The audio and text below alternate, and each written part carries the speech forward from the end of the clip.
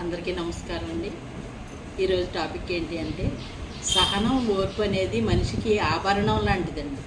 చిరునవ్వు, సహనం, ఓపిక అంటే ఏ పని చేసినా ఓర్పుగా చెయ్యాలి, నేర్పుగా చెయ్యాలి. కంగారు పడకూడదు, ఎదుటి వ్యక్తిని కంగారు పెట్టకూడదు. మనం ఎక్కడున్నామో మర్చిపోకూడదు, మనం ఎక్కడి నుంచి వచ్చామో మర్చిపోకూడదు. ఎప్పుడైతే ఆ సుగుణాలు మనిషిలో ఉంటాయోనండి నిలువెత్తు ధనం ఉన్నట్టే లెక్క. ఎందుకంటే ఇప్పుడు నేటి తరం పిల్లలకి ఆ సహనం ఓర్పు అనేది లేదు, కోల్పోయేది. చదువు విజ్ఞానాన్ని పెంచాలి, జ్ఞానాన్ని పెంచి మనిషిని ఉన్నత శిఖరాలకు తీసుకెళ్లేది చదువు. అలాంటిది కొంచెం చదువుకున్నా కానీ ఎంతో గర్వంగా ఫీల్ అయ్యి అత్తవారింట్లో ప్రవర్తించే తీరులు మారిపోయి అక్కడ గొడవలు పెట్టుకోవటం అలవాటైపోతుంది. అది మానుకోవాలండి.